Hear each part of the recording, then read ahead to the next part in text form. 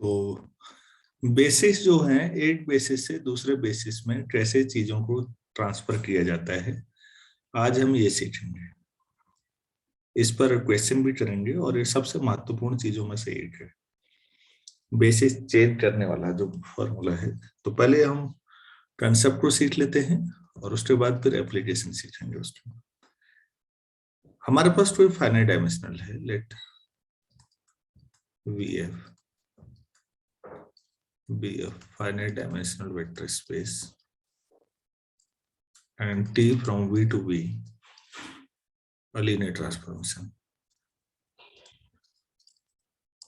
ठीक हो गया। If beta and beta dash are two ordered bases, are two ordered bases of P, then there exists a non-singular matrix P. ध्यान से देखिए कितना महत्वपूर्ण बात कर रहे हैं। A non-singular matrix P, P भी ओवर F ही होगा, P ओवर F, मतलब उसके एलिमेंट फील्ड के होंगे सच दैट T का मैट्रिक्स ओवर बीटा डैश जो होगा वो होगा P inverse matrix of T over beta into P। कुछ याद आया? यस सर, सिमिलर मैट्रिसेस वाला कंसेप्ट है नहीं? Yes sir, yes sir. Similar matrices के आइगन वैल्यूज भी सेम होते हैं, आइडेंटिकल होते हैं। आइगन वेक्टर पे डाउट है, वो नहीं भी हो सकते, वो वेरी कर सकते हैं, लेकिन यही कहानी है कि मेरे पास एक वेक्टर स्पेस है, n डायमेंशनल मान लेता हूं मैं, मान लेता हूं उसके दो बेसेस हैं डिफरेंट, बीटा बीटा डैश। तो फिर उनमें उनका जो मैट्रिक्स है आपस में इस तरह से कन्वर्ट किया जा सकता है एक दूसरे में। तो हमेशा ऐसा P एग्जिस्ट करेगा जो नॉन सिंगुलर होगा, तभी उसका इनवर्स एग्जिस्ट करेगा। तो ये एग्जिस्टेंस थ्योरम है P के लिए। तो ये तो थ्योरम होगी, लेकिन फिर न्यूमेरिकल्स में हमें दिखाना पड़ेगा कि P आखिर बनेगा कैसे, एग्जिस्ट तो करेगा वो, P होगा कैसे। चलिए हम शुरू करते हैं, लेट बीटा बीटा डैश से शुरू कर लेते हैं। तो डायमेंशन V जो है ओवर F n मान लेते हैं। तो दो मान लिए तो दोनों में नंबर ऑफ एलिमेंट सेम होंगे बेसिस में, लेट बीटा V1 से लेकर Vn तक, और दूसरा बीटा डैश मान लेते हैं W1 से लेकर Wn तक, B2 ordered basis।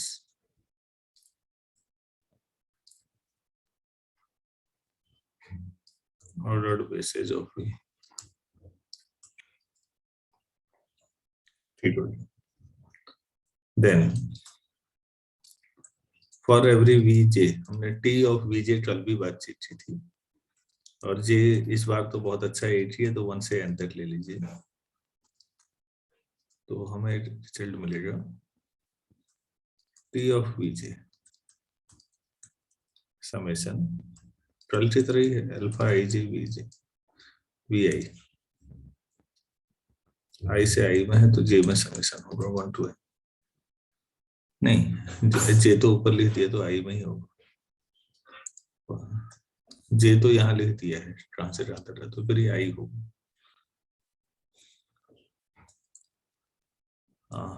जितने भी अल्फा Ij हैं वो सब फील्ड के एलिमेंट है। ये लाइन हम कई बार लिख चुके हैं, इसलिए कोई नया कुछ है नहीं हमारे पास। T of Vj हमारे पास ये है, तो जो T होगा मैट्रिक्स जो बनेगा ओवर दिस बेसिस बीटा, वो अल्फा Ij बनता है, ये हम लोग जानते हैं। अब W के ऊपर सोचना है कुछ, लेट कोई दूसरा लीनियर ट्रांसफॉर्मेशन है S from V to V be a linear transformation such that S of Vj equal to Wj मान लीजिए। For every j belongs to 1 2 3 up to n, कोई भी ले लीजिए, मान लेते हैं आपके पास ये रिजल्ट आ रहा है।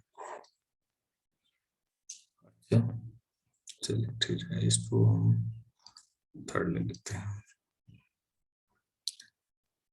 अच्छा, अगर मैं इस लीनियर ट्रांसफॉर्मेशन के कर्नेल में कोई वेक्टर मानूं, v belongs to kernel of s, तो s ऑफ v तो 0 आ जाएगा।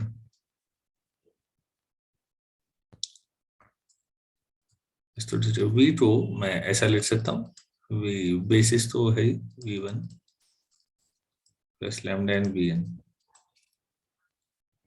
Equal to 0 as beta v1 से लेकर vn तक जो है वो बेसिस है ना, ये जो बेसिस ऑफ यस सर। तो कोई भी वेक्टर उठाएंगे तो उसका v को लीनियर कॉम्बिनेशन लिख सकते हैं। s क्योंकि आपके पास लीनियर ऑपरेटर है, तो sv1 लैम्डा svn हम ऐसे भी लिख सकते हैं। s ऑफ vi क्या लिखा है हमने, पीछे देखिए तो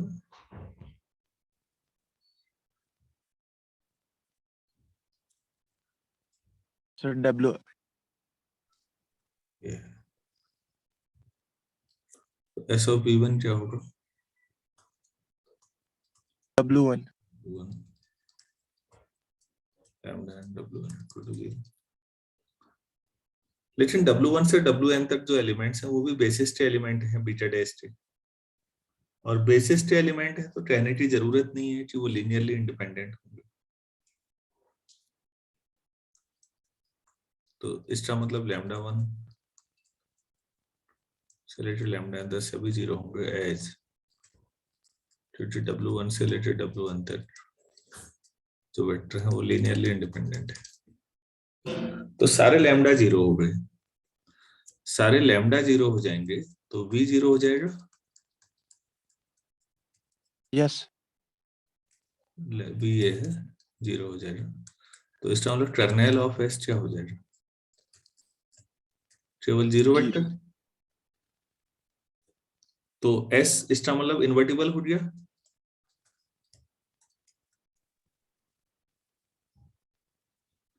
क्योंकि s के कर्नेल में केवल 0 वेक्टर है, बाकी कोई नहीं है, तो बाइजेक्शन हो गया ना 1 1, तो इन्वर्टिबल आ यस गई। यस, तो फिर ठीक है, s का इनवर्स एडजस्ट करेगा, मतलब इसका मतलब s इन्वर्टिबल हो गया। अच्छा, इसमें देखिएगा क्वेश्चन 3 जो मैंने लिखी है ये वाला, अगर ये इन्वर्टिबल होगा तो vj equal to s inverse wj लिख सकते हैं फिर अब। Yes, sir. So from equation 3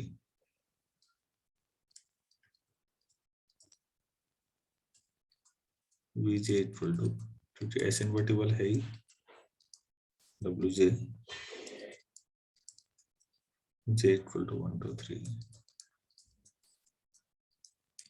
ठीक है, इसको फोर्थ वन। नो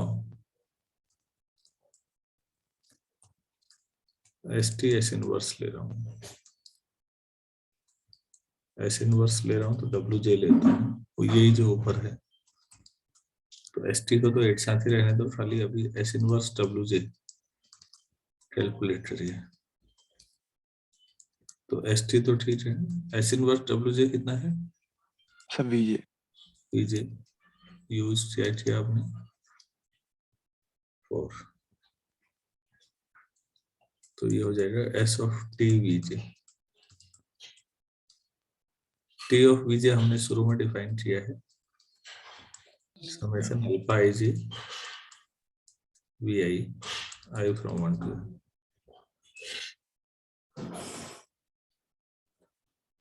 तो लीनियर ट्रांसफॉर्मेशन है तो ये सब स्केलर्स बाहर आ जाएंगे, अल्फा i j और एस ऑफ पी आई आ जाएगा। तो एस ऑफ पी आई क्या लिखा है हमने, alpha I G W I. Yes, sir.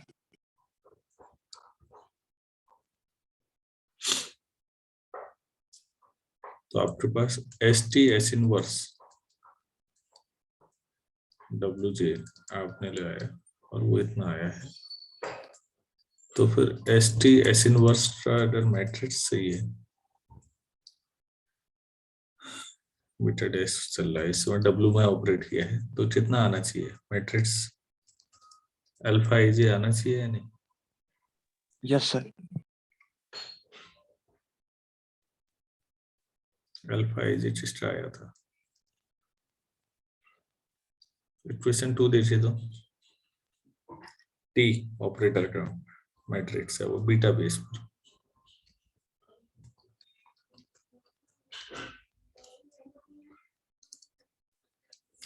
कल ही थ्योरम पढ़ी थी कि ये सब अलग अलग किए जा सकते हैं, एस्ट्रा matrix over beta dash, theta matrix over beta dash, S inverse matrix over beta dash, उतना ही होगा जितना थीटा मैट्रिक्स ओवर बीटा होगा।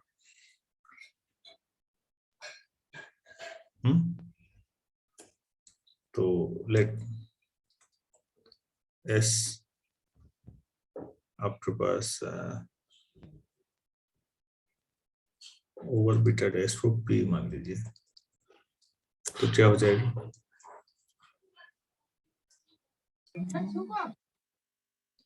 P T over beta dash P inverse T over beta. तो टी ओवर बीटा डैश कितना आएगा, P inverse left में operate कर दीजिए, और वैसे कोई फर्क नहीं पड़ता क्योंकि पी और पी इनवर्स एक दूसरे के इनवर्स है। तो इससे आप ध्यान से समझिए, आपके पास लीनियर ऑपरेटर है टी, टी का मैट्रिक्स आपको दो डिफरेंट बेसिस में पता है, तो उनमें आपस में बराबरी लाई जा सकती है, उसके लिए पी मिल जाएगा कोई, और पी ऐसा होगा कि पी इनवर्स भी मिल जाएगा। मैं रिकॉल कराता हूँ सारी चीजें क्योंकि थोड़ा सा अलग टाइप की थ्योरम है, और मैं बार बार कह रहा हूँ बहुत महत्वपूर्ण थ्योरम्स में से एक है। एक वेक्टर स्पेस है फाइनाइट डायमेंशनल, और एक लीनियर ऑपरेटर है टी बी से बी में, और दो डिफरेंट बेसिस हैं बीटा बीटा डैश। तो आपको हर हालत में नॉन सिंगुलर मैट्रिक्स पी मिलेगा उसी फील्ड के ऊपर, जो बीटा डैश के matrix equal to P inverse theta matrix over beta into P मिलेगा। तो हमने क्या किया है प्रूफ में, आइडिया दीजिए, देखिए टी ऑफ वीजे निकाल लिया तो थीटा मैट्रिक्स सी आ गया। अब एक एस के ऊपर हमने काम करना शुरू किया, ऐसे डिफाइन कर दिया S of V J equal to W J, मतलब S V one W one S V two W two and so on. और ये दिखा दीजिए एस इन्वर्टिबल है, मतलब इसके कर्नेल में केवल जीरो वेक्टर, ठीक है, वो टेक्निकल पॉइंट है कि इसमें जीरो वेक्टर है। उसके बाद तो इन्वर्टिबल हो जाएगा ये, और फिर S T S inverse operate कर दीजिए डब्ल्यू जे पर, वो उतना ही आता है जितना टी ऑफ बीटा है। क्या मैं समझा पाया आप लोगों को? Yes, sir. Yes, sir. तो बच्चों ये आपको ये तो समझ में आ गया कि ऐसा एडजस्ट करेगा, लेकिन ऐसा पी लाएंगे कैसे, बनाएंगे कैसे, अब उसके लिए हमें क्वेश्चंस की जरूरत है। तो एक एग्जांपल से बातों को समझते हैं। Let T be a linear operator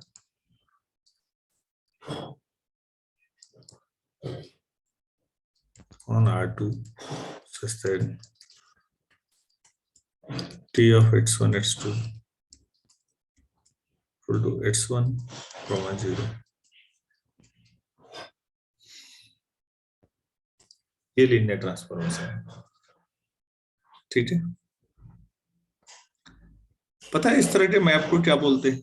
वैसे इस तरह के मैप की स्टडी अभी हमारा वैसा टारगेट डायरेक्टली नहीं है, मैं एडिशनल इंफॉर्मेशन दे रहा हूँ। बच्चों एक बात बताइए, ये लाइन है, ये ए बी है और ये सी डी है। ए से परपेंडिकुलर डाल दिया, ये एम हो गया, बी से परपेंडिकुलर डाल दिया, ये एन हो गया। तो आप एम एन को कहते चाहे projection. Very good, projection of A B on C D, A B का सी डी पर प्रोजेक्शन। ये भी ऐसे ही है, x1 x2 अगर इन जनरल कोई पॉइंट मानते हैं और उनको मिलाते हुए कोई लाइन मानते हैं, आप मान लीजिए सपोज यही लाइन है, तो आप उसकी जो इमेज ट्रांसफॉर्म कर रहे हैं ना, वो सब एक्स एक्सिस में कर रहे हैं, क्योंकि ये जो ट्रांसफॉर्मेशन है y कोऑर्डिनेट 0 है। तो ये प्रोजेक्शन मैप है बेसिकली। अगर आप समझ पाए, हर पॉइंट x कोऑर्डिनेट पे आ जाएगा, x1 x2 कोई पॉइंट है और उसकी इमेज x1, 0 पे आ रही है, तो ये हर पॉइंट ऐसा होता जाएगा। तो क्या ये प्रोजेक्शन जैसा लगता नहीं है आपको? Yes, sir. Yes, sir. तो ये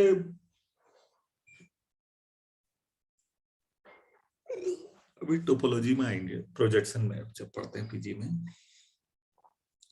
तुम लोगों ने इतनी चीजें पढ़ ली हैं कि अगर तुम मेंटेन कर पाए तो तुम्हें लगेगा एमएससी बहुत आसान चीज है, वरना हमारी तरह परेशान रहोगे जैसे हमरे। तो T be a linear operator on R2 such that T of x1 x2 x1, 0 है। अच्छा जी, मैं अब दो बेसिस मान लेता हूं।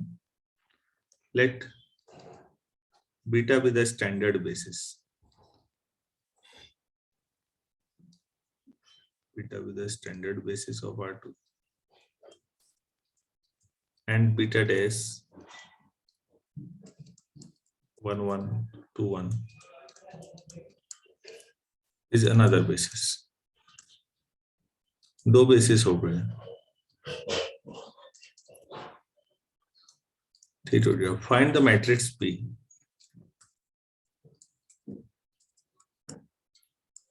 such that T of beta dash equal to P inverse T of beta to P।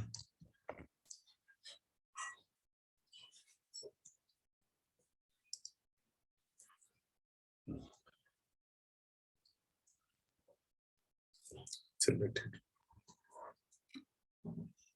Standard basis का मतलब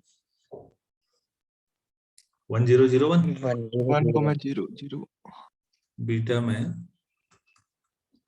1001 और जो बीटा डैश है 1121, ये दे रखा। ऐसा करिए ना, इनको इतना लिखने हो जाए, इनको E1 E2 मान ले, नॉर्मली ऐसे ले लेते हैं हम लोग। Yes.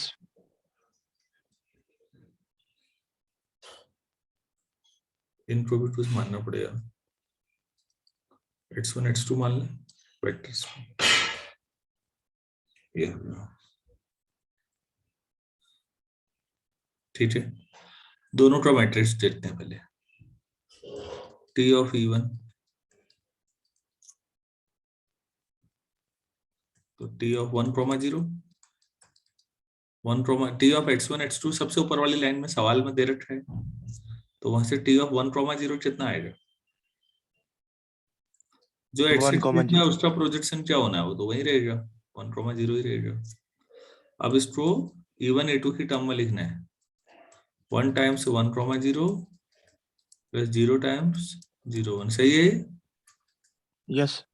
या आप चाहें तो 1 E1 प्लस 0 E2 भी लिख सकते हो। T of E2 So 0,0. 0 1, तो y एक्सिस का प्रोजेक्शन x एक्सिस में तो 0 ही आना है भाई, ओरिजिन पे ही आएगा ना वो। ज्योमेट्रिकली सोच पा रहे हैं आप लोग, या मैं जो बता रहा हूं कंफ्यूज ज्यादा हो रहे हो? तो प्रोजेक्शन भी समझना है, समझना तो पड़ेगा ही कभी ना कभी, तो अभी समझ लेते हैं। 0 1 मतलब 0 E1 प्लस 0 E2, तो matrix of T over beta क्या आएगा भाई? पहला 1 0 है वो पहला कॉलम, दूसरा ये आएगा। क्या ये क्लियर है? T of beta. Yes sir. अब ऐसे टी डैश और बीटा डैश लिखते हैं। नाउ टी ऑफ x1 मतलब टी ऑफ 1,1 ये कहाँ पहुंचेगा? 1,0 1,0 को दोबारा 1 1 2 1 की उसमें ही लिखना है। क्या आप लिख सकते हैं?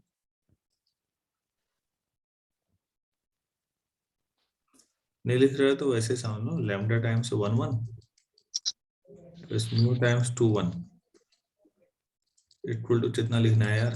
1 0। ये तो आसान हो रहा सॉल्यूशन, थोड़ा रफ वर्क करना पड़ेगा। Lambda plus 2 mu equal to 1, lambda plus mu equal to 0। Subtract कर दूं, लैम्डा कट जाएगा, mu equal to 1।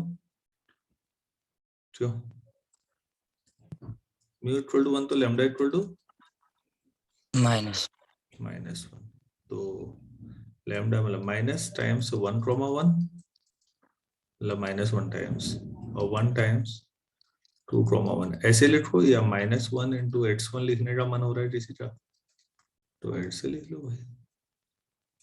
T of x2 मतलब टी ऑफ 2,1 2,0। यस यार इसे 2,0 लिख लो, इसको 2 लिख लो। आप सब्ट्रैक्ट करो तो म्यू 2 आएगा, तो लैम्डा -2 आएगा। सही है? यस अच्छा, तो लैम्डा -2 तो -2 times 1 1 plus 2 times 2 1 -2 x1 plus 2 times x2। तो आप ही बताइए टी ऑफ बीटा डैश क्या होगा? पहला कॉलम -1 1, दूसरा -2 2। क्लियर है इतना? Yes sir. यस अब हमें एस चाहिए। एस कैसे निकालते हैं? Now choose the rule. क्या था?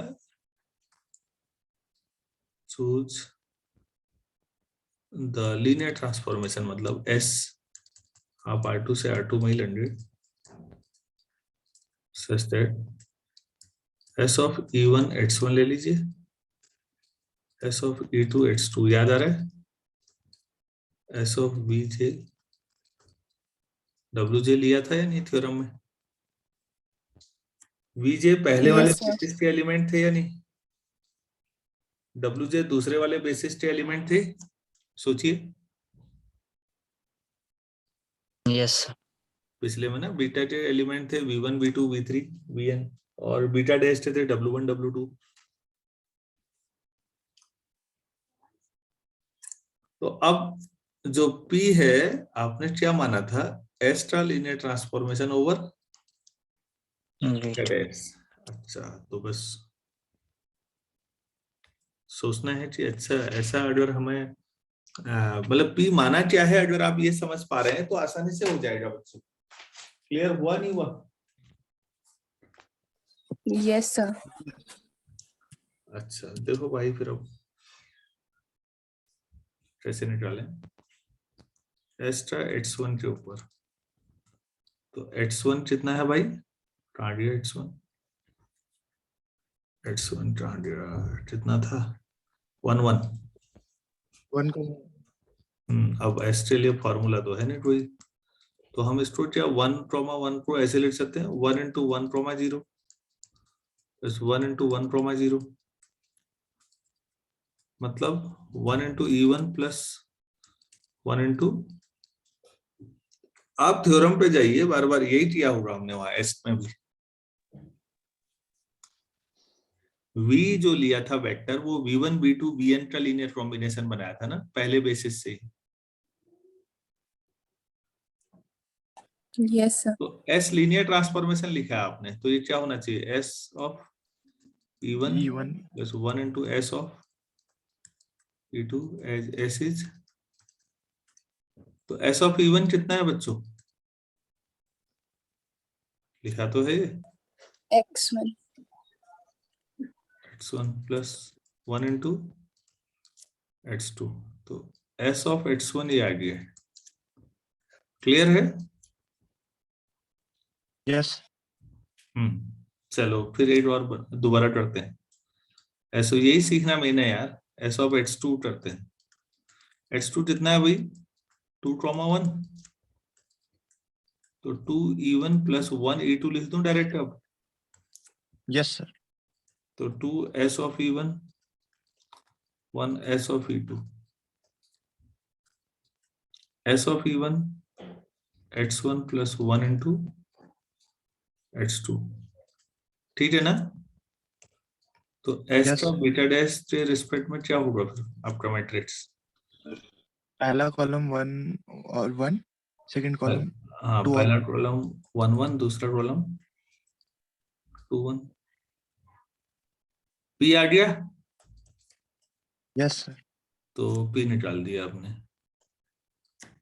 अब इनवर्स निकालना है तो इनवर्स तो वैसे ही आ जाएगा ना। हो डिटर्मिनेंट P 1 2 1 1 1 minus 2 minus 1, ठीक हो गया। P इनवर्स बताएं या डायरेक्ट लिख दूं? डायरेक्ट लिख दो। 1 ही आएगा, तो मैं सीधे उठा दे रहा हूँ बच्चों।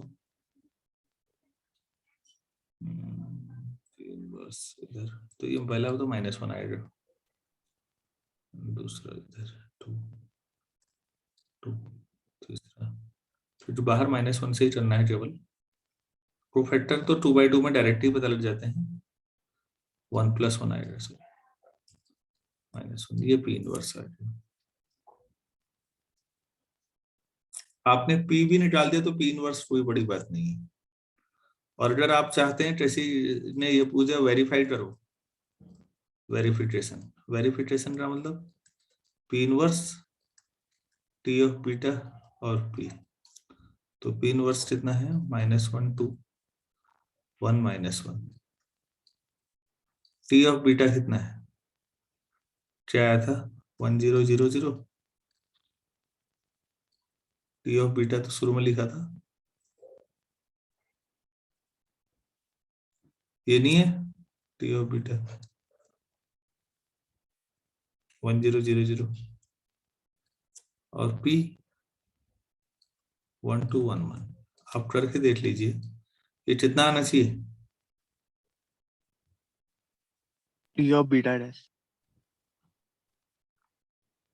T of beta dash, T of beta dash कितना है? ये -1 -2 1 2।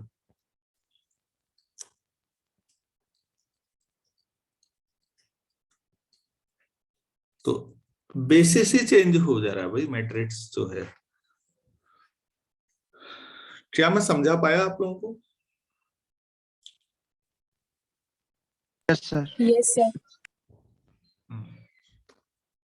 तो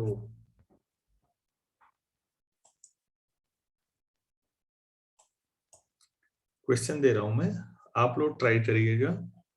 और अभी क्या हो रहा है? 8 बज रहे हैं, मैं ठीक 8:15 बजे जोड़ूंगा, तब तक सवाल हो जाना चाहिए।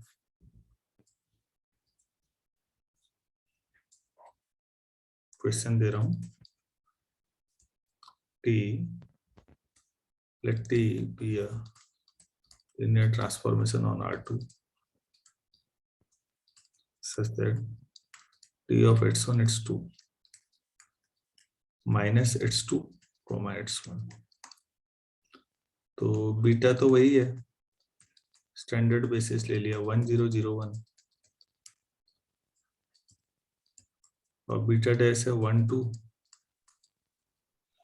1 -1, बाकी सब वही है। सवाल फाइंड P सच दैट, पिछला क्वेश्चन पूरा कर लीजिएगा, लैंग्वेज में वही रहेगा। तो P बताना है आपको क्या होगा, तो आप इसे करिए, मैं ठीक 8:15 पे आपसे जुड़ूंगा, तब तक आप कर चुके होंगे। कोशिश करिए और खुद करिए। Thank you.